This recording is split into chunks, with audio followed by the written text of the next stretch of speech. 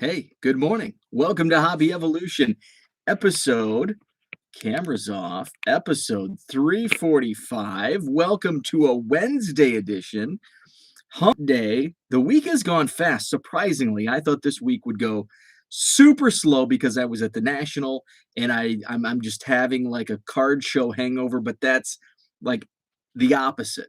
I'm having a great week because um, even though it's awesome, spending 5 days doing nothing but buying baseball cards and looking at baseball cards, it's kind of nice to get back to reality and do yard work. I know that sounds weird. Do yard work.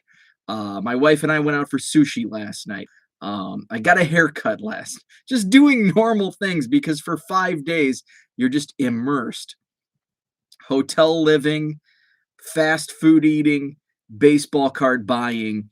That's the National 5 straight days. So it's been kind of nice the last couple days, getting caught up on eBay sales and shipments, and just kind of, I'm not taking it easy because I'm doing a lot of, stuff around the house that I just, was neglected because I was gone. So it's been fun to kind of go back into like a part-time. It was nice to go back in the office and kind of get away from the hobby for a little bit because once you do something around the clock, it doesn't, it's not a hobby anymore. It almost feels like work in some instances. um so yeah, it's been nice. So today I just wanted to show off some vintage pickups, and I was actually, as I was digging through looking for the cards that I wanted to show, I come across some cards and it's like, where did I buy this? I don't remember buying this, and it was only what, 3, 4 days ago, uh, because there were a couple purchases that were like, they were like tabloid, waiting in the grocery store line, uh, pop or soda, whichever you may prefer. They were pop or soda purchases, candy bar purchases, National Enquirer purchases when you're standing in the grocery store line, and impulse buys. So I made some impulse buys, and as I was digging through some of these bags, it's like, where did I buy these? I don't remember buying these. Oh yeah, they were impulse buys. I just happened to walk by a booth, and hey, they had $10 autos, and I pulled a few out. So maybe tomorrow or Friday. Wow, I can't believe it's the middle of the week already. I'll show off some of the impulse buys and some of the other items that I did buy. What's up, Brad? Good morning. So let's show off some vintage Cubs. So David Polikoff, I think I'm pronouncing his last name correctly. I know his first name is David. That's easy to pronounce. David had a booth, a lot of vintage, and I missed him. I was going to go visit him on Friday. Actually, I was going to visit him on Thursday.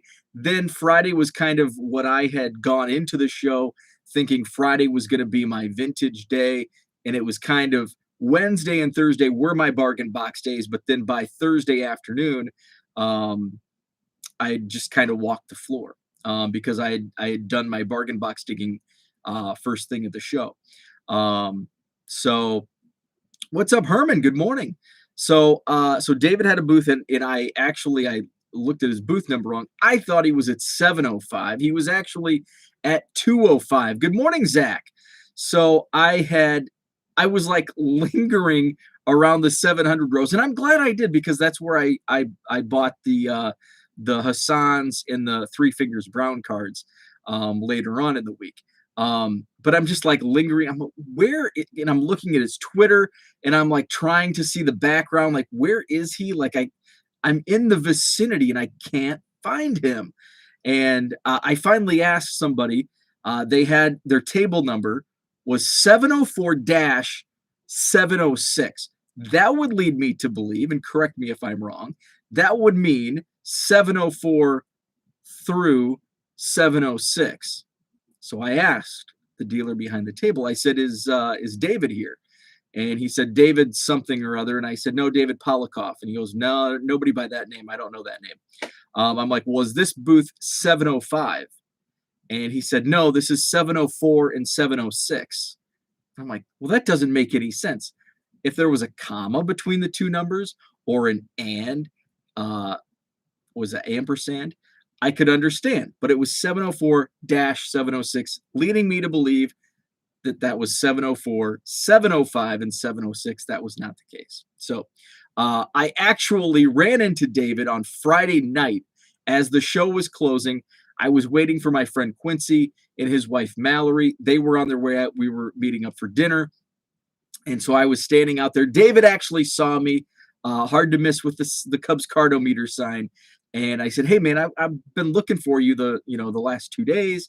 And he said, "I'm booth 205." 205. So I was looking in the wrong place, way off. He was towards the back. So I was able to visit his booth. He had some awesome vintage stuff, and I'll show some of the Cubs. And actually, I think, oh shoot, these are not the vintage that I pulled are not David's. Dang it. Dang it, David. But I'll show these off anyway. So these vintage, I think, were my impulse Sunday morning buys when I was just wandering around and I saw, oh, vintage in those like Tupperware storage bins, the plastic storage bins, the tubs, I guess you could call them, the small tubs.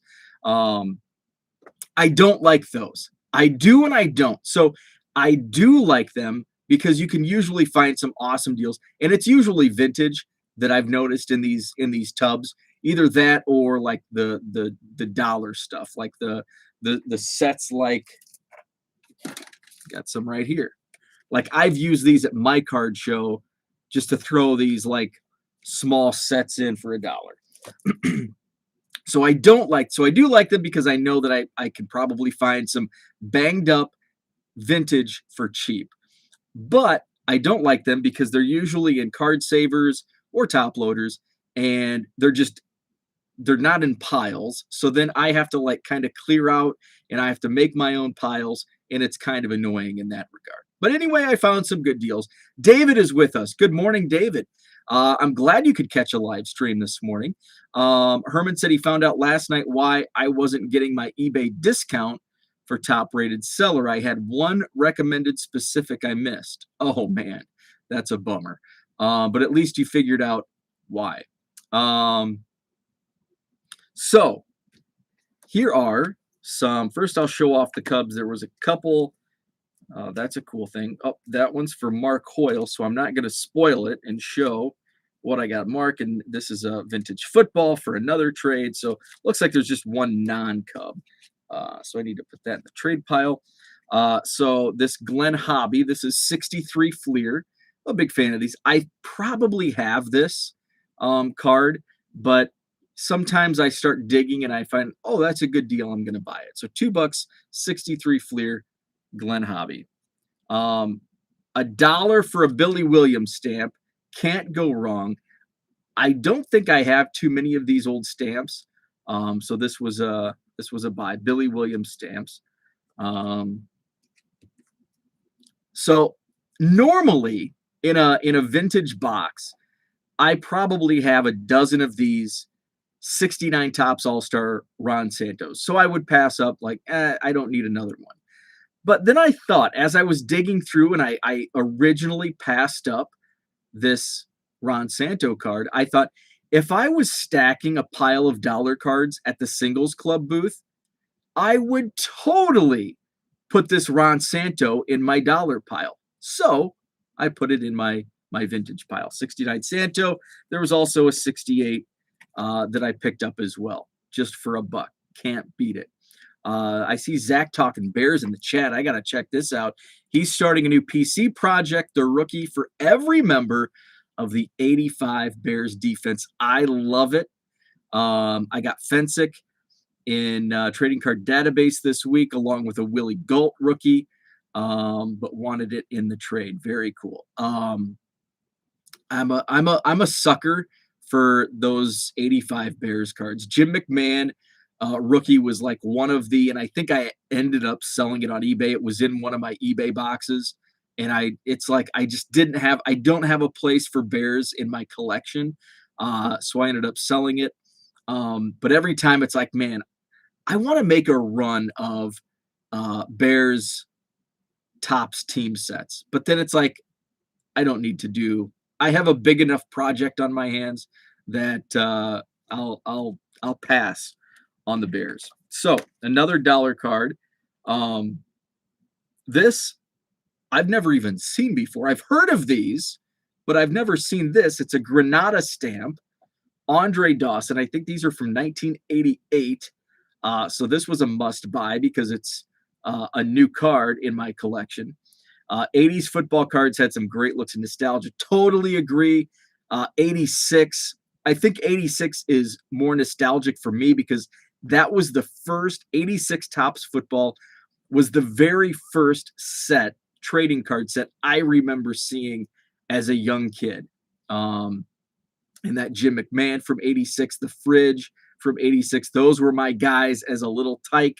McMahon was my number one. Fridge was my number two. But I love all those early to mid 80s sets. 85, I don't like I don't like horizontal cards, but 85 with that black border. I just remember that seemed like vintage to me in the late 80s, early 90s. And some of the kids that I'd trade with that were a couple years older, I started collecting 88, 89. If they were a couple of years older, they started collecting 85, 86. So they had some of those like mid 80s cards that I thought, whoa, a Richard Dent 85 Topps. I've never seen this card. Or in 85, I remember 85 Topps. I had a friend who he had an older brother, so he had a lot of like 83, 84, 85 cards. And I remember seeing a Ron Hassey 85 Topps in a Cubs uniform. And like, I was just mind blown that Ron Hassey played for the Cubs. So yeah, that era is dear to me. Herman says my high school defensive coach was William Perry's roommate at Clemson. That's cool. Zach says, yes, Zach, thank you. I did get the package. I've not opened it up. I actually found a box from Kurt in Charlotte. Looks like there's probably 200 to 300 cards in that. I don't know when that came, probably a month ago, but it's been sitting over here on a shelf. I thought it was a trade package that I was about to send out, and realized, nope, this is still sealed, addressed to me. So Zach, I did get that. So I need to open that. I need to open this box. And I still need to count, one of the vendors. I got 5,000 Cubs from a vendor on Sunday, that I need to count, approximately 5,000. So they're all in 800 count boxes. So I'm going to count those up. So, probably this weekend, I'll get to those. Another stamp, 69 Topps stamp, Ernie Banks. Don't remember having this one, but I picked this one up. So another vintage buy. And I actually got these off. He gave me a discount. I can't remember what type of discount, so it might have been a little less. Now, this is really cool. And I know Zach can appreciate this because it's both of our teams. And I do count pocket schedules in my count, because they're trading card size. They have pictures of players, or in this case, mascots on them. So I do count them. 1963 Cubs and Sox baseball schedule. Ham's Beer is the sponsor. There's on the back, it shows Comiskey. Let's see, you open it up. So it looks like that. So it shows pictures of both Wrigley Field and Comiskey Park. And then on the inside, Hams sponsors these 142 games on WGN TV. So I thought this was really cool. 1963 pocket schedule. I have a bunch of other pocket schedules that I've just kind of randomly collected, or I'll buy, if I see one for a couple bucks here or there, maybe I'll make a run at some point on pocket schedules after I hit 1 million. So, and then the non-Cub, I think Herman will appreciate this. It is a beater. It is one beat up card. But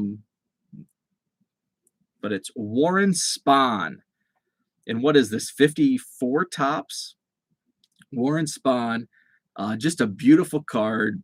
beat all to hell, but um, it was sticker price was $9. I thought that was a good price just for, I mean, a Hall of Famer, and it's pretty clean on the back. Um, obviously the front is looks like it was used as a sander on the front. Look at all the uh, color taken off. Looks like somebody like rubbed it on a piece of sandpaper. There's a crease up in the corner, but it's just I love vintage, and I'm starting to fall more into vintage, um, especially after the national and seeing all the vintage and buying some. I was thinking yesterday, it's like maybe I'm just gonna do away with all modern, as far as like buying singles. Now I'll still buy blasters, um, here and there, hobby boxes of new product because I still love Bowman. I still love Allen and Ginter and Heritage. I'm always going to buy Topps flagship when it comes out. But when it comes to like singles, instead of buying, this Chris Bryant or this Javi Baez, use that towards pre-war and other vintage pickups. There are some players that if I find a good price, like a Brennan Davis, he's a top prospect in the Cubs organization. I'll pick those up. There are still some modern singles that I would like. The Chris Bryant Aflac auto, Aflac. There's a hobby. I can't remember what hobby I want. So there's a couple like modern that I'll still pick up, but I think my focus more on buying singles will be in the pre-war vintage. So that's my thought. So those were some of my pickups. Thanks for tuning in. Not much else on the agenda for today. Tonight I'll continue doing some more eBay shipments. I do have some trade packages. Mark, your package will be going out probably this weekend. I've got a package for Big Shep that's going out this weekend. What's up, Dan? Just wrapping up. So I think I'm going to do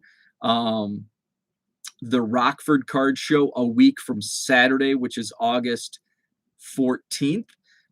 Waiting on, my wife and I may have plans with friends of ours at some point this month at their cabin.